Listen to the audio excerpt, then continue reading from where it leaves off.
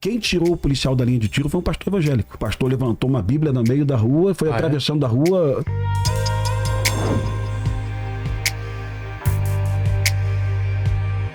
Só uma dúvida, eu vou conseguir tentar imaginar esse mentor um dia conversando com o Peixão, como se estivesse fazendo um estudo bíblico com ele. Nossa. Ele não vai falar de Mateus, Marcos, João e Lucas, ele não vai falar de Novo Testamento, ele vai falar falar de Davi, guerreiro, bandoleiro, que atacava todo mundo. É basicamente isso, não? Ele vai falar, por exemplo, os moradores da Cidade Alta, que são evangélicos, que eu converso, eles associam a tomada da Cidade Alta com a estratégia de Neemias.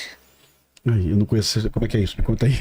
A coisa de você sitiar e de você estar ali, né, numa estratégia de arma e Bíblia, de você estar ali o tempo todo orando, mas ao mesmo tempo atacando. Então tem a coisa de sitiar, tem a coisa de orar, tem a coisa de planejar. A estratégia de guerra de Neemias é uma estratégia utilizada pelo Peixão. Então, assim, ele é associado a Neemias, ele é associado a Davi, ele é associado, tanto que um dos nomes dele, né, é Arão, que é o irmão de Moisés. Sim. Então ele tem esses nomes e são nomes que vêm dessa identificação com o Antigo Testamento. Então Mano Arão não é à toa, Mano Arão é uma identificação inspirada em Arão, irmão de Moisés, no Antigo Testamento. Belo roteiro, viu, Vilela? Poxa, podia virar um filme, hein? Então... Podia virar um filme do Padilha, hein? Vou dar isso. Eu sei que nunca se pensou nisso, né? Hein, Pimentel? Será que já pensaram nisso? Vamos ver. Tem conversas aí. Conversas. Mas assim, cara, isso essa é a história mais fabulosa para contar. É uma história inacreditável. Inacreditável e que pode ter desdobramentos... Dos dois lados, do lado policial também, viu, Vilela? Eu te contei aqui a última vez. Do lado da religião com o policial também? Você conheceu a obra do BOPE, evangélica do BOPE. Você foi lá visitar? Sim. O BOPE... Tem pesquisa sobre isso. Pesquisa, assim, os policiais... Um policial nosso... Monteiro, que ele foi ferido em combate e perdeu um colega em combate, ele aceitou Jesus no dia seguinte. O policial passa para esse desespero para aceitar Jesus, viu? Assim, esse policial começou lá com os colegas uma grande obra e é do lado do BOPE, uma igreja linda. E toda quinta-feira tem um belo culto. Você chegar no BOPE, tá todo mundo no culto lá, na hora o policial, antes de ir para a operação, ele faz uma oração com a equipe, né? Quase toda a equipe evangélica, uma coisa bonita mesmo. E eu saí do BOPE, essa congregação não estava pronta ainda.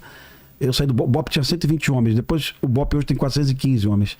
Mas eu estava num batalhão de olaria, 16º batalhão, onde eu tinha 3 policiais evangélicos na minha equipe. E um policial tomou um tiro na operação e morreu. Caiu do meu lado. E quem tirou o policial da linha de tiro foi um pastor evangélico. O pastor levantou uma Bíblia no meio da rua, foi atravessando a rua. O pastor funciona como mediador. Sim. Né? Você sabe que ele funciona como mediador nesse momento. Era pentecostal, com certeza. Eu vi essa igreja depois, eu voltei lá anos depois. Quando o PP... Essa imagem é muito forte, o cara no meio do tiroteio... Bíblia na mão. Bíblia na mão. E realmente os bandidos não atiravam mais. Quando ele atravessou... na minha cabeça hoje, eu acho que ele atravessou 30 metros e tal. Eu tava no poste e ele levou esse policial para dentro da igreja. Ele diz para mim que o policial morreu dentro da igreja. Eu acho que não, mas eu gostei de acreditar nessa história, sabe? Mas e esse policial... acho que eu te contei essa última vez. Esse policial de manhã falou para mim... falou. Capitão, voltei para minha esposa e voltei para Jesus de manhã, né? Isso 9 da manhã. Quando foi 6 da tarde, o policial morreu. E morreu dentro de uma igreja evangélica. Mas nessa época, eu já percebi em vários batalhões da PM, mesmo nessas áreas de guerra, 9º batalhão, 16º, 3º batalhão, batalhão de choque, BOPE, essa expansão do policial evangélico, né? Assim, talvez em função da proximidade da morte, eu não sei bem o que é. Então aquela ideia do policial católico no São Jorge, isso está cada vez menor. Sim. Cada vez menor, né? Sim. O que acontece no crime acontece na polícia. E você vai ver esses grandes testemunhos de conversão nos anos 2000, na década de 90, muito marcados, né? A gente falava sobre isso também. Esses testemunhos de conversão, eles dominavam os púlpitos evangélicos. Então... bandidos e policiais? Dos ex-bandidos e dos policiais também que se convertiam, mas principalmente dos ex-bandidos. Então, ex-viciado, ex-traficante, ex-bandido, ex-criminoso, eles se nomeavam de alguma forma, mas era a conversão do traficante. Né? Então, ele era o ex-bandido, ele era o ex-traficante. Ele contava esse testemunho nos púlpitos das igrejas e virava pregador itinerante, né, de pregando em diversos lugares do país, e muitas vezes abria camisa no púlpito para mostrar as marcas de bala que já tinha levado, para dizer que chegou no hospital todo cheio de tiro, todo marcado de corte, de faca, e aí ali alguém chegou para ele e disse: você não vai morrer porque Deus tem um plano na sua vida. E ele saía dali e não voltava mais para o mundo do crime. Deus salvava ele ali mesmo no leito de morte, e ele se convertia e virava um pregador do evangelho. Cadê? Cadê? Onde estão esses testemunhos de conversão que eu cresci ouvindo na igreja? Eu cresci ouvindo as pessoas dizendo: eu larguei tudo, eu larguei poder, eu larguei o crime, eu larguei minha casa, eu larguei... Cadê? Alguns traficantes hoje, quando se convertem, eles vão se estruturando para deixar o mundo do crime. Então eles vão deixando o mundo do crime assim: eu vou pegar o dinheiro do crime e vou abrir um negócio. Vou pegar o dinheiro do crime, vou comprar algumas casas e vou alugar e vou viver disso. Então eu vou organizar minha vida com o dinheiro do crime e depois eu vou viver disso. Essa ruptura, na década de 90, nos anos 2000, era inaceitável. Se você está rompendo com o mundo do crime, você sai sem nada. Você vai virar ajudante de pedreiro na obra da igreja. E vai viver ali, dali você vai aprender uma profissão e você vai ser pedreiro. E você vai viver dando bom testemunho de crente convertido. E aí a gente fala: não, então se é traficante não pode ser evangélico.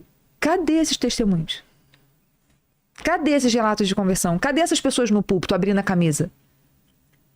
Cadê os tiros? Cadê as marcas de bala? Cadê essas pessoas que estavam no leito de morte, no Getúlio Vargas da vida, e diz: não, eu estava ali, uma enfermeira chegou, olhou para mim e falou assim: Jesus Cristo salva, cura, liberta, batiza com o Espírito Santo, leva para o céu. Quer aceitar Jesus? Quero. Então Jesus não vai deixar você morrer, porque ele tem um plano na tua vida. Hoje em dia conversou. Foi assim que eu cresci. E continua no crime. Eu contei para Viviane também por telefone.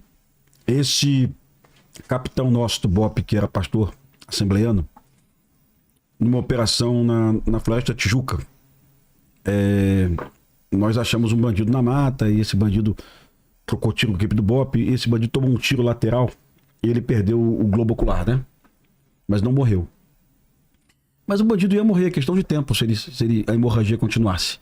Mas esse policial, nosso pastor, chamou o helicóptero da Polícia Civil pelo rádio e pediu que o helicóptero jogasse um transporte para o bandido, né? E os policiais civis não acreditavam que era um resgate de um bandido baleado prestes a morrer.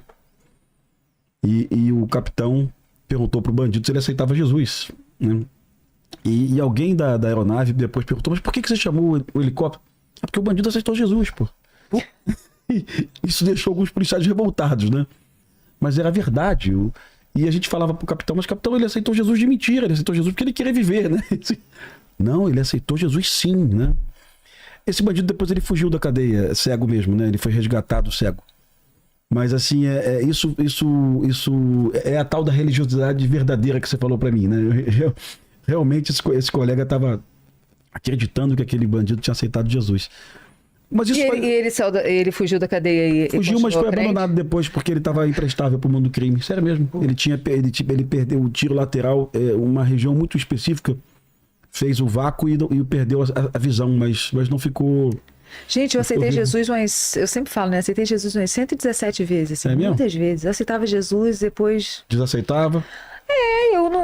Porque a conversão era muito marcada. Você tinha que romper com muita coisa.